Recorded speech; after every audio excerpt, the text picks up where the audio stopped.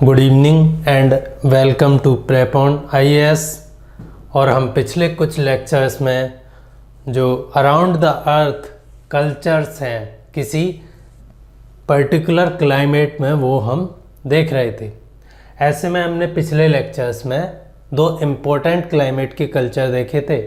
पहला तो था उनमें अमेज़न रेन फॉरेस्ट, जिससे आपको थोड़ा सा अमेज़न रेन फॉरेस्ट में जो नेटिव लोग हैं उनकी लाइफ के बारे में पता चला। कई बार एग्ज़ाम्स में क्वेश्चन भी आ जाते हैं। और दूसरा फिर हमने देखा था इंडो गैंजेटिक प्लेन के जो कल्चर हैं उससे तो डेफिनेटली क्वेश्चन आते ही हैं।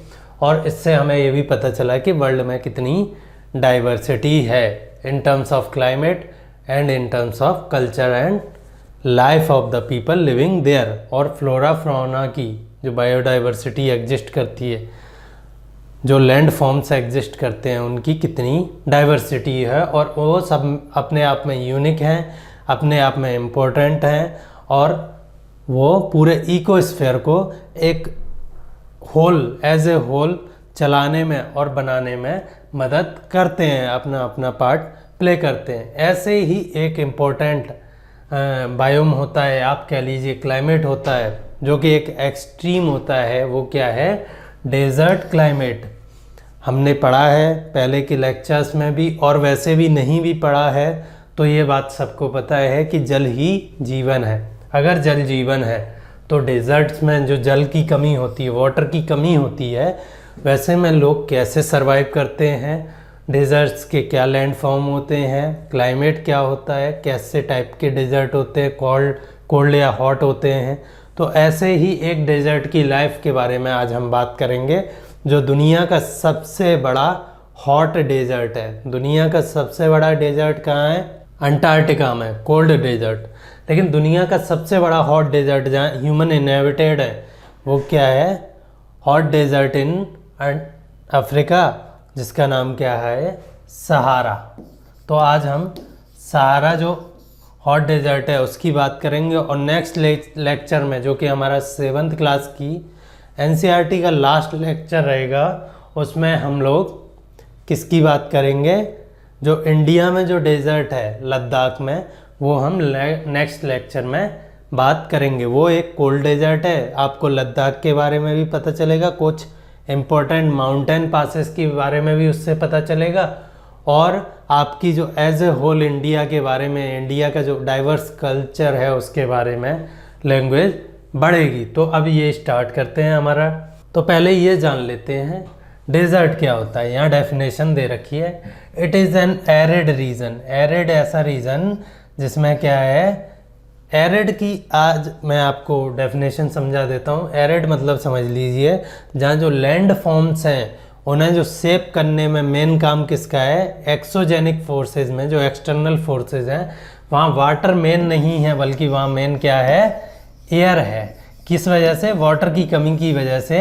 वाटर वहाँ इम्पोर्टेंट लैंड फॉर्म शेप करने वाला फैक्टर नहीं है, बल्कि क्या है? एयर वो रोल प्ले करती है, जो वाटर कहाँ? ह्यूमिड क्लाइमेट्स में करता है, जहाँ बरसात ज़्यादा होती है और वाटर की कैपेसिटी भी ज़्यादा रहती है लैंड फॉर्म्स को चेंज करने की। तो it is an arid region. तो हम समझ गए, air is an important force that is shaping, that is carving the land forms in a particular region. उस ऐसे रीजन्स को हम क्या बोल देते हैं? Arid region. Characterized by extremely high और low temperatures and has scarce vegetation. Arid से हमें समझ में आ गया कि वाटर की क्या है? स्कार्सिटी है, इसलिए एयर इंपॉर्टेंट रोल प्ले कर रही है। वाटर की हो गई स्कार्सिटी।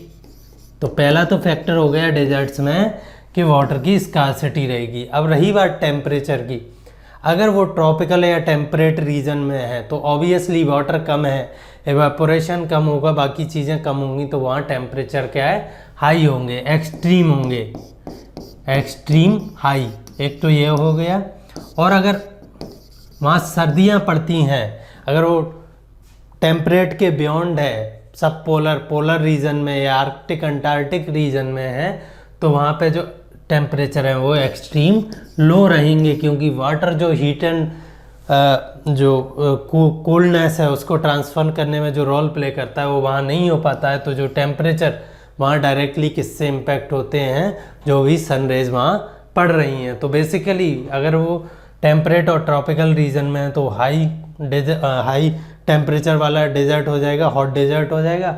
और अगर वो ठंडे एरियाज़ में है, बियॉन्ड आप कह लीजिए 50 डिग्री लैटीट्यूड या 45 डिग्री लैटीट्यूड, या फिर हाई एल्टीट्यूड में हो, जैसे कि द्रास है, लद्दाख जो डेजर्ट है, वो बेसिकली उसकी वजह से है। तो दो तरह के डेजर्ट हो गए, हॉट एंड कूल डेजर्ट।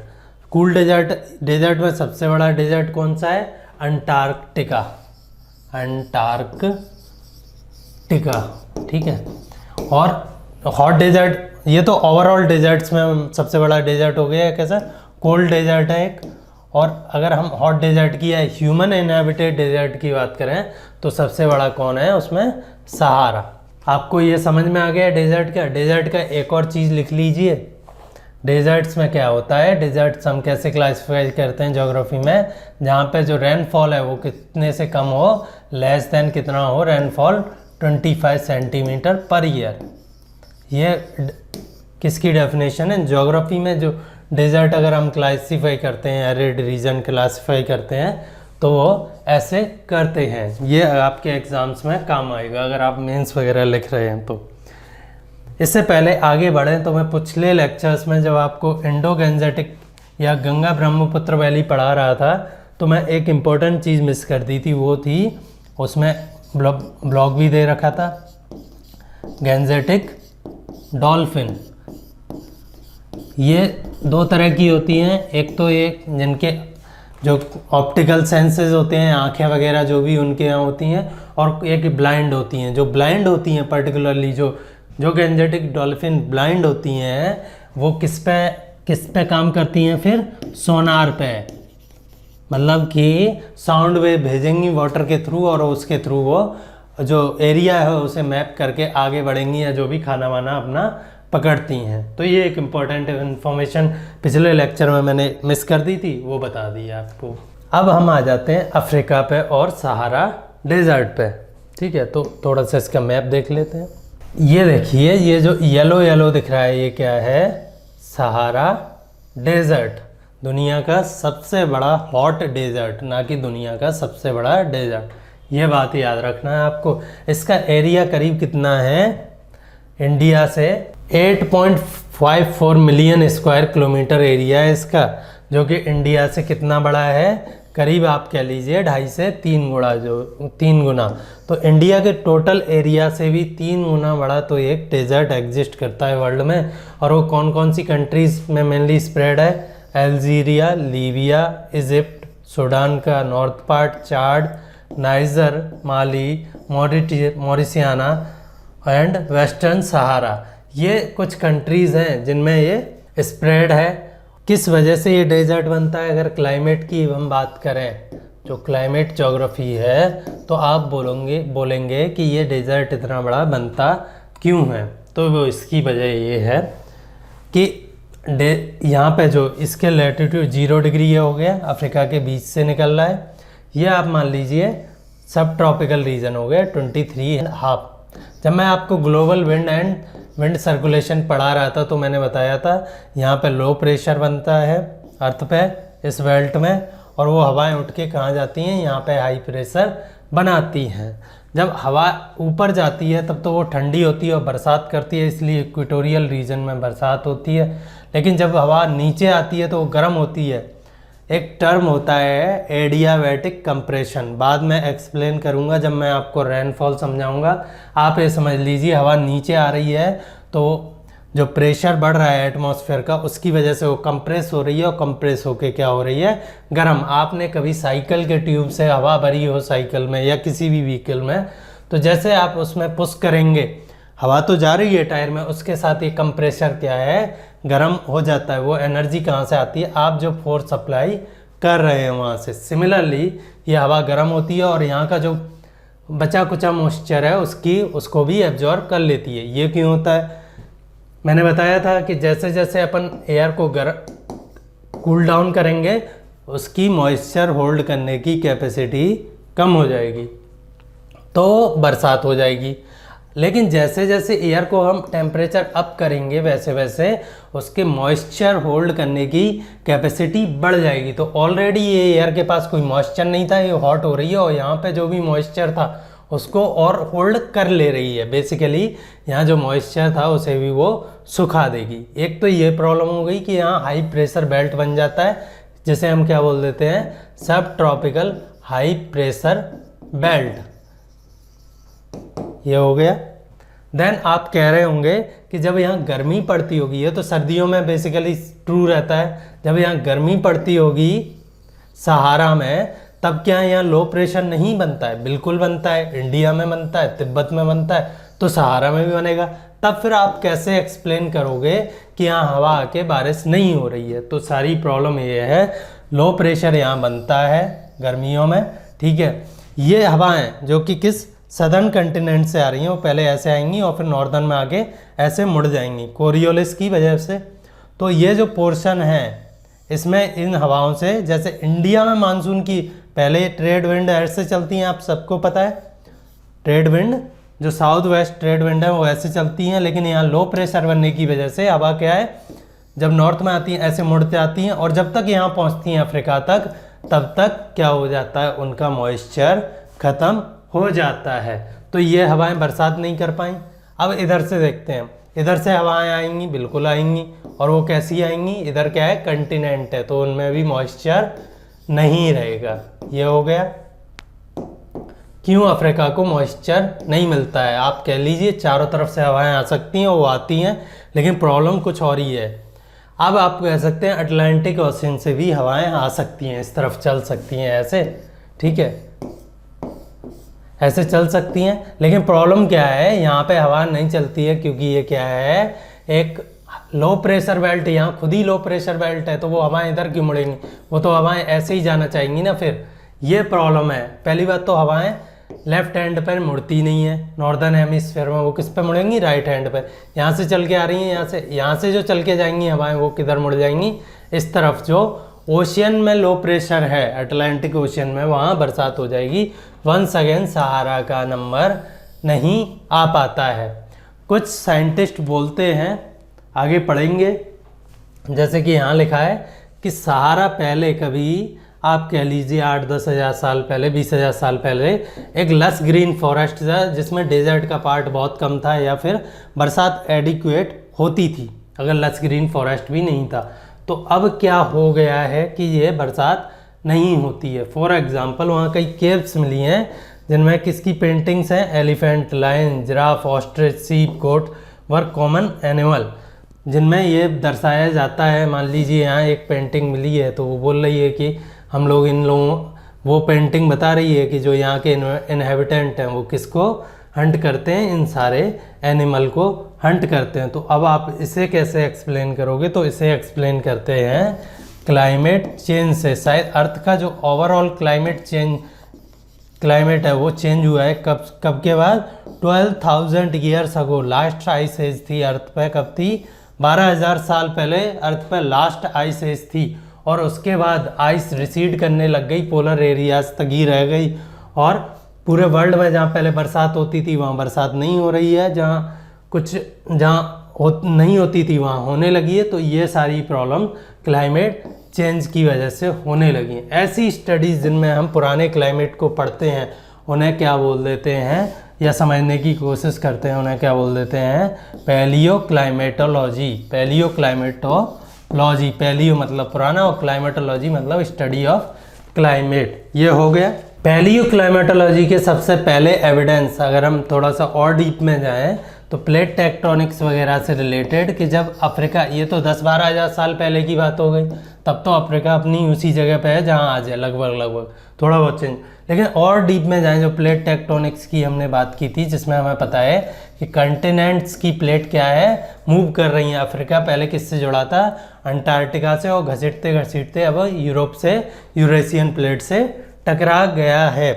तो जब ये अफ्रीका कहाँ था, अंटार्कटिका के पास या साउथ पोल के पास, तब भी यहाँ पे बरसात अच्छी होती थी और क्लाइमेट डिफरेंट था। तो दो ये बात याद रखनी है, एक तो रिसेंट क्लाइमेट चेंज 10-12 हज़ार साल में, जो कि किस वजह से हुआ है, रिसीड ऑफ आइस, जो आइस एजेस हैं वो ख़त्म हो गई हैं। लास्ट आइस एज कब थी? 12,000 साल पहले, तो उसकी वजह से हुआ है। और अगर हम मिलियंस ऑफ ईयर्स की बात करें, जबकि ये कंटिनेंट अपनी जगह से मूव करते हैं जिस टाइम फ्रेम में, तो इसका क्लाइमेट और किसी वजह से डिफरेंट था, क्योंकि जो यूरेशियन वाला पोर्शन है, अफ्रीका वाला पोर्शन है, इसके बीच में एक ओशियन था, तो जो हवाएं आती थी वो यहाँ बरसात करती थी। ये हो गया पहली क्लाइमेटोलॉजी, थोड़ा सा बता दिया मैंने आपको।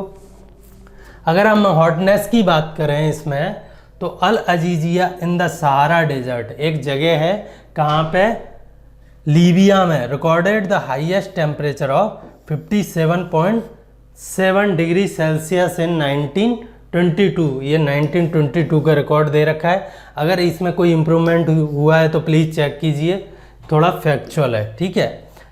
और अगर नहीं हुआ है तो याद रखिए, क्योंकि ये अगर आप यूपीएससी को छोड़ के कोई और एग्ज़ाम दे रहे हैं तो उनमें ये रिकॉर्ड अक्सर पूछ लिए जाते हैं। क्लाइमेट की हमने बात कर ली। क्लाइमेट में थोड़ा सा और एक और चीज़ बता देता हूँ। क्लाइमेट क्या होता है कि दिन में तो वहाँ पड़ती है बहुत तेज़ गर्मी, सैंड रहती है, वो सैंड तप जाती है भयंकर, और वो पूरा क्लाइमेट को या एयर को गर्म कर देती है। रात में क्या होता है, मैंने बताया कि उस क्लाइमेट में किसकी कमी है? मॉइस्चर की कमी है। तो ये तप गई तो ये हीट रीरेडिएट करेगा। जैसे आप लोहे को तपा दें तो वो खुद से तपन छोड़ता है, गर्मी छोड़ता है। ये रात में जब सन रेज नहीं रहेंगी तो ये तो हो गई शॉर्ट वेव रेडिएशन जो सन से आ रही थी, ये लॉन्ग वेव रेडिएशन रीरेडिएट करेगा। और क्योंकि एटमॉस्फेयर में मॉइस्चर नहीं है या क्लाउड नहीं है, तो जो ग्रीन हाउस इफेक्ट है जो कि रीरेडिएटेड वेव को रोक सकता है, जिससे कि अभी अर्थ के टेम्परेचर बढ़ रहे हैं, वो नहीं होता है। वो क्या होता है? ग्रीन हाउस इफेक्ट जो नॉर्मल है अर्थ का, पूरे अर्थ को ले लें एज ए होल, उससे कम होता है। तो जो रीरेडिएशन है ये तुरंत स्पेस में एस्केप कर जाता है। इसलिए यहाँ रात को जो टेम्परेचर है वो बिल्कुल बहुत सडनली बहुत ज़्यादा गिर जाते हैं, फ्रीजिंग तक पहुँच जाते हैं, 0 डिग्री सेल्सियस तक। दिन में 50 तप रहे हो और रात में कितना पहुँच गया? 0 के करीब। ये प्रॉब्लम सारे डेजर्ट्स की होती है, खासकर हॉट डेजर्ट्स की। अब क्योंकि यूपीएससी कई बार क्या करती है कि आपको पूरा एक पैराग्राफ उठा के दे देगी एनसीईआरटी से, ठीक है, जो कि इक्वेटोरियल रेन फॉरेस्ट वाले से दे रखा है चैप्टर से प्री में, और बोलेगी कि अब बताइए हमें ये जो बात कर रहे हैं किस क्लाइमेट की या किस फॉरेस्ट की या किस वेजिटेशन की या किस फ्लोरा फौना की बात कर रहे हैं। तो ये वो दिन दूर नहीं है जब ये पूरा सहारा हटा के, सारा डेजर्ट हटा के वो बोल देंगे the climate of this region is scorching hot and parched dry, it has a short rainy season. जो कभी कभार मानसून से बरसात हो रही थी अफ्रीका में, वो कभी कभार वहाँ भी पहुँच जाती है। The sky is cloudless and clear, ये पूरा दे देंगे। और आपसे पूछेंगे, फिर क्या पूछेंगे कि हम किसकी बात कर रहे हैं। ये मैं यूपीएससी के प्री के क्वेश्चन बता रहा हूँ, इस लेवल के वो लोग पूछने लगे हैं। थोड़ा सा फ्लोरा फौना की भी बात कर लेते हैं। आपको पता है लाइफ के लिए सबसे इम्पोर्टेंट क्या चीज़ है? Water, H2O। अब आपको पता, ये भी पता है मैंने कि डेजर्ट में किस चीज़ की कमी रहती है? वाटर की। तो फिर कैसे प्लांट्स उगेंगे? जिनकी रूट्स क्या हो? डीप हो, है ना, अर्थ में डीप रूट्स हों, जिससे वो जहाँ भी मॉइस्चर है वहाँ से ले सकें। सेकेंडली, इनके जो भी पत्ते हैं, तना है, जो स्टेम एंड लीव्स हैं, वो क्या मॉडिफाइड होती हैं, जिससे कि ये वाटर कंजर्वेशन कर सकें। थर्ड, सेकेंडली ये मॉडिफाइड लीव होंगी। थर्ड, इनमें जो स्टोमेटा होता है जो कि CO2 को एक्सचेंज करने के लिए बना होता है, जब फोटोसिंथेसिस चल रही है, वो कब खुलता है? रात में खुलता है, दिन में नहीं खुलता है। दिन में खुलेगा तो क्या होगा? वाटर लॉस होगा, और वो CO2 को फिक्सेशन भी रात में ही करता है। तो इनमें एक पर्टिकुलर स्पेशल मैकेनिज्म होता है जिससे कि ये इनके स्टोमेटा रात में खुलते हैं टू मिनिमाइज वाटर लॉसेज। और ये जो अपनी फोटोसिंथेसिस करते हैं, इसमें एक पर्टिकुलर एक यूनिक स्टाइल से करते हैं, जिससे इन्हें रात में ही ये CO2 ले लें और उस CO2 को रात में स्टोर करके दिन में यूज़ कर लें जब वो फोटोसिंथेसिस कर रहे हैं, और उस टाइम उन्हें स्टोमेटा खोलने की ज़रूरत ना पड़े, जिससे उनका वाटर वेपर का लॉस मिनिमम हो। देन अगर इन पर ओस भी पड़ती है इन प्लांट्स पे, तो इनका स्ट्रक्चर ऐसा रहता है कि उसे भी कहीं ना कहीं कंजर्व कर लेता है। फॉर एग्जांपल कैक्टस हो गया या फिर एलोवेरा हो गए, ये सारे उसके एग्जाम्पल है कैक्टस, डेट पाम एंड अकैसिया। अकैसिया मतलब खैर, अगर कोई जानता है, हिंदी में गांव में जाएंगे तो इसे खैर बोलते हैं। बड़ी मजबूत लकड़ी होती है और ये सेमी एरिड और एरिड रीजन में मिलेगी आपको, ठीक है। In some places there are oasis, green islands with date palm surround them. Oasis क्या होता है और इनका ओरिजिन क्या है, ये थोड़ा इंटरेस्टिंग है, तो मैं यहाँ बताता हूँ। ओएसिस समझ लीजिए, ये एक लैंड का पार्सल है, यहाँ थोड़ा सा डिप्रेशन है या फिर ये पहाड़ है, ठीक है। तो ओएसिस दो तरह से बन सकते हैं, पहाड़ पे बरसात हो रही है और यहाँ पे लैंड पे ये पानी सीप करके यहाँ पे ग्राउंड वाटर किससे मिल जाए, ग्राउंड लेवल से मिल जाए। यहाँ पे क्या है, पानी वाटर निकल आया, इसे क्या बोल देंगे, ओएसिस। ऐसे ऑस्ट्रेलिया में पड़े होंगे, जो ईस्टर्न मार्जिन है ऑस्ट्रेलिया का, उस पर क्या है, पहाड़ हैं, और जस्ट उन पहाड़ों के पीछे क्या है, आपको जनरली ओएसिस मिल जाएंगे, क्योंकि उन पहाड़ों पे अच्छी बरसात होती है और पीछे वो वाटर सीप करके यहाँ ग्राउंड पे निकल जाता है। आप कहेंगे सहारा में ओएसिस, कुछ अजीब नहीं लग रहा है? तो होता ये है कि मान लीजिए रेत का टापू था, ऐसे है, लैंड ऐसे है, इस रेत के टापू को हवा ने हटा हटा के कैसा कर दिया, डीप कर दिया है, इसीलिए एरिड लैंड बोलते हैं, क्योंकि मैक्सिमम जो लैंड फॉर्म्स हैं वो कौन चला रहा है, एयर चला रही है। तो यहाँ पे क्या है, जो वाटर लेवल थी वो ग्राउंड लेवल से मैच कर गई, हवा ने क्या बना दी है, डिप्रेशन।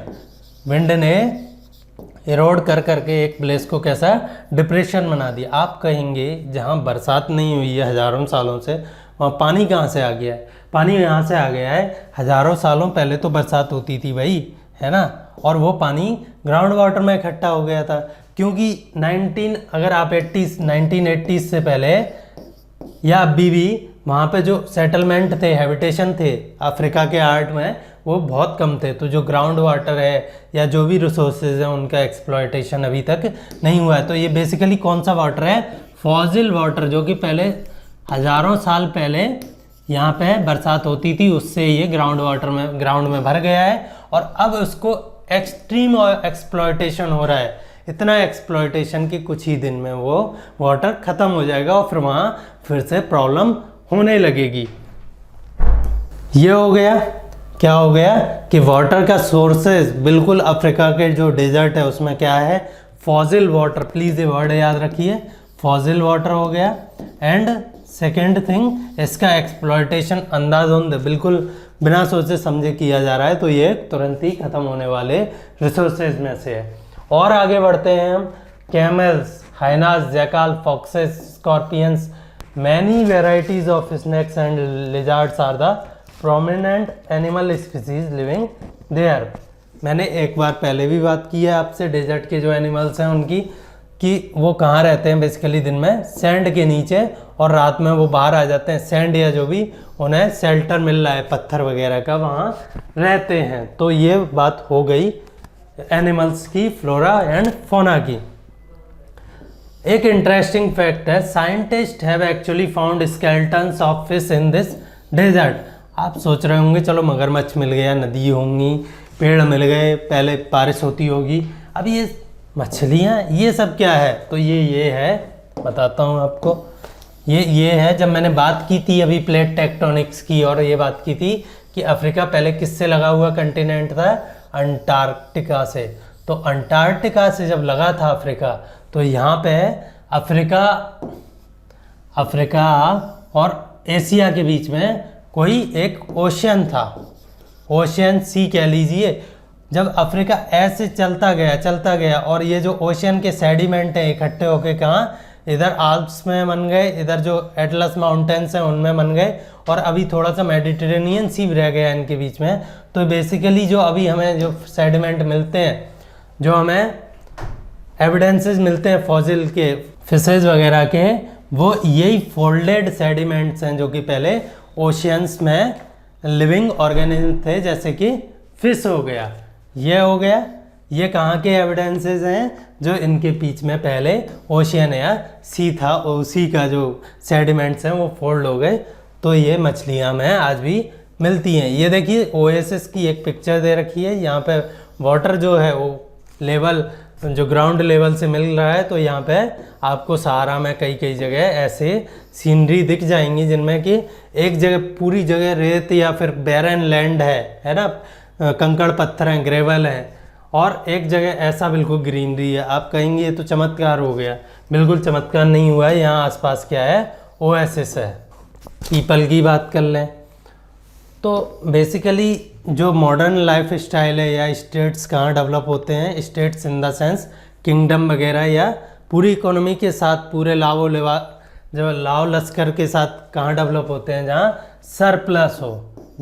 सरप्लस हो। लेकिन अगर हम ऐसे एरिया की बात करें जहाँ पेट ही मुश्किल से भर पा रहा है, तो वहाँ सरप्लस होना बहुत ज़रूरी नहीं है। और वहाँ हमें जो लोग मिलेंगे वो कैसे मिलेंगे, most of the people inhabitating the Sahara desert are tribal. वो कौन है, ट्राइबल पीपल हैं, नोमैडिक पीपल हैं, जो कि किस पे डिपेंडेंट हैं, नोमैडिक पीपल हैं जो कि किस पे, पास्चर लैंड्स पे और एनिमल्स पे डिपेंडेंट हैं मेनली। फॉर एग्जाम्पल दो के नाम यहाँ दिए हैं, बीडोइंस एंड टॉरेजस।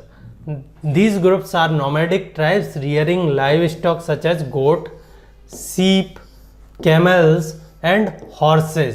ठीक है, these animals provide them with milk, hides, leather, slippers, water bottles, hair, carpets, clothes, etc. ये इन सारे प्रोडक्ट से इनको बना लेते हैं, इन सारे प्रोडक्ट्स का यूज़ करके ये बना लेते हैं।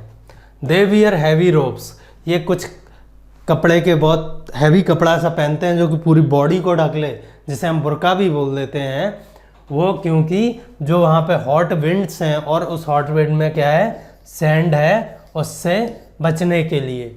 अब एक चीज़ और क्लियर कर दूँ यहीं कि अफ्रीका में या किसी भी डेजर्ट में अर्थ पे ऐसा नहीं है कि पूरे में रेती रेत बिखरी हो। मैक्सिमम जो परसेंट है, लगभग 10 to 20% को जो एरिया रहता है वो डेजर्ट का, उसमें सैंड मिल जाएगी। बाकी का बैरन रॉक, ग्रेवल और ये कंकड़ पत्थर आपको मिल जाएंगे, या फिर बैरन पहाड़ प्लेटू से जो कि खाली पत्थर दिख रहा है और कुछ नहीं है उसके अलावा वहाँ, वो भी आपको मिल जाएगा।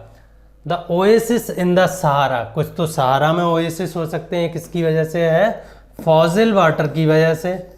Then and the Nile valley in Egypt, और इजिप्ट के जो नाइल वैली है जो कि डेजर्ट से निकल रही है, फिर भी उसके चारों तरफ क्या है, ओएसिस है, इस रेन वाटर की है, रिवर के वाटर की वजह से।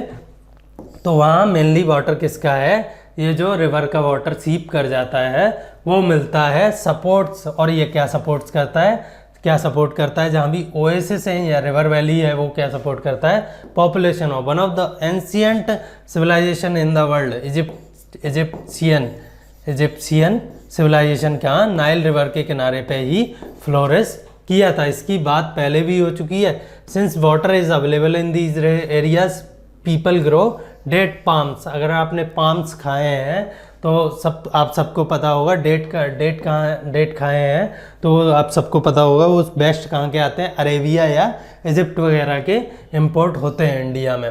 Crops such as rice, wheat, barley and beans are also grown.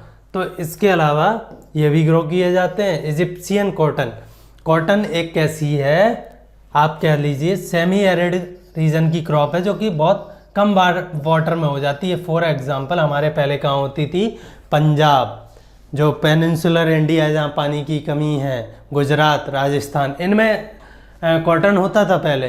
लेकिन अभी वाटर की अवेलेबिलिटी हो गई है, या फिर आप कह लीजिए ग्राउंड वाटर को हमने एक्सप्लॉइट किया है और हम उसकी जगह क्या उगाने लगे हैं, गेहूँ वगैरह। पंजाब में, हरियाणा में, राजस्थान में, गुजरात में और महाराष्ट्र में तो शुगर कैन भी होने लगी, तो वाटर प्रॉब्लम होने लगी है। अगर वो कॉटन ही चलता रहता जो पहले चल रहा है, नेचुरली जो वाइबल है वहाँ फिजिबल है, तो फिर हमें वाटर की प्रॉब्लम इन सब स्टेट में नहीं झेलनी पड़ती। तो कॉटन कैसी है, एक बहुत कम पानी लेने वाली क्रॉप है जो कि डेजर्ट एरियाज या सेमी एरिड एरियाज में उगाई जाती है।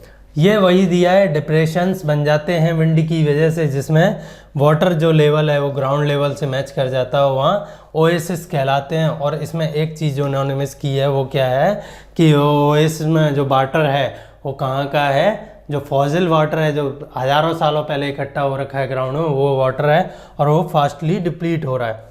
एक ओएसिस का नाम दिया है Tafilalt oasis in Morocco is a large oasis. ये कितना 13,000 स्क्वायर किलोमीटर में फैला हुआ है। ये कितना एरिया होता है आप समझ लीजिए 110 इंटू 110 स्क्वायर किलोमीटर, 110 चौड़ाई 110 लंबाई। इस इतने बड़े एरिया में ये जो ओएसिस है ये फैला हुआ है। तो बहुत बड़ा ओएसिस है, इसीलिए वहाँ पे मोरक्को की जो भी इकोनॉमी वगैरह उसके अराउंड चलती है। अब जो ये तो हो गया, हमने किसकी बात कर ली, जो नेचुरली चीज़ें वहाँ अवेलेबल है या फिर जो अभी तक चल रहा था।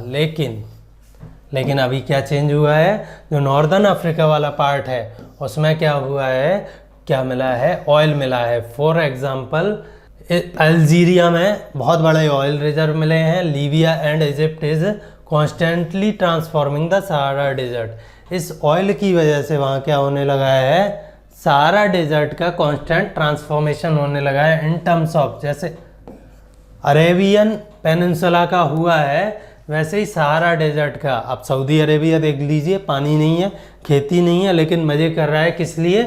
क्योंकि उनके पास क्या है, ऑयल है। तो यहाँ पे सारे चेंजेस जो भी हम वर्ल्ड में देखते हैं, जो प्रॉस्पेरिटी के या इकोनॉमी को बूम के साथ आते हैं, वो यहाँ आ रहे हैं। और उसके साथ जो प्रॉब्लम आ रही हैं, जैसे कि आपके पास पैसा आ गया, पानी नहीं है, तो आप क्या है डीप एंड डीप डग करोगे और डग करके जहाँ भी पानी होगा उसको एक्सप्लॉइट करोगे, तो वो प्रॉब्लम पानी की वहाँ आने लगी है, पहले भी थी और सीवियर होने लगी है। और जो इंटरफेरेंस है अदर नेशंस का, जैसे कि यूएस हो गया, चाइना हो गया, वो भी इस वजह से बढ़ गया है। Other minerals of importance that are found in the area include iron, phosphorus, manganese and uranium. ये कुछ और मिनरल्स हैं जो वहाँ मिलते हैं और जिससे इकोनॉमी चल रही है। So due to this the cultural landscape of the Sahara is undergoing changes. अगर आपने ये नॉर्थ ईस्ट वाला और जो नॉर्दर्न अफ्रीका को न्यूज़ में हमेशा देखते हैं फालतू चीज़ों के लिए, लड़ाई के लिए, टेररिज्म के लिए, सेक्सुअल असॉल्ट के लिए, तो ये सारी चीज़ें हो रही हैं क्योंकि जो लोग ट्राइबल थे उन्हें हम मॉडर्न वे ऑफ लाइफ में ला रहे हैं। और फिर यूएस जैसे कंट्री जो कि वर्ल्ड में अपनी हेजेमोनी चाहते हैं, वो क्या है, उन पे अपनी मर्जी थोप रहे हैं। तो इससे ये सारी प्रॉब्लम हमें देखने को मिल रही है। और ट्राइबल कल्चर तो धीरे धीरे ट्रांसफॉर्म हो ही रहा है। Gleaming glass केस्ड office building tower over mosques and super highways criss cross the ancient camel paths. जो काम पहले कैमल करते थे अक्रॉस सहारा, जो जर्नी होती थी, वो अब कौन करने लगे हैं, सहारा में हाईवेज बन गए हैं वहाँ के रिसोर्सेज को एक्सप्लॉयटेशन करने के लिए और ट्रांसपोर्टेशन के लिए। और कांच की चमक धमक वाली वहाँ बिल्डिंग और मॉस्क बन गई हैं। Trucks are replacing camels in the salt trade. तो ट्रक्स और जो मशीन्स हैं उन्होंने जो एनिमल्स थे उन्हें रिप्लेस कर दिया है basically. And Tuaregs are seen acting as a guide to foreigner tourist. जो भी वहाँ इजिप्ट में घूमने जाते हैं, चाहे उन्हें सहारा डेजर्ट देखना हो, एज ए होल एक्सप्लोर करना हो, या फिर वहाँ जो भी एंशियंट लैंडमार्क्स हैं जैसे कि पिरामिड्स हो गए या और भी कोई लैंडमार्क्स हैं जो कि एंशियंट लोगों ने बिल्ड किए थे, उन्हें देखते जाते हैं। तो जो पहले ट्राइबल थे टॉरेक्स, वो अब क्या काम करने लगे हैं, अपनी लाइवलीहुड चलाने के लिए, जो कि पहले नेचर पर डिपेंडेंट थी वो ख़त्म कर दी गवर्नमेंट ने, वो क्या है एज ए टूरिस्ट गाइड भी वहाँ बन गए हैं। More and more nomadic herdsmen are taking to city life finding jobs in oil and gas operations.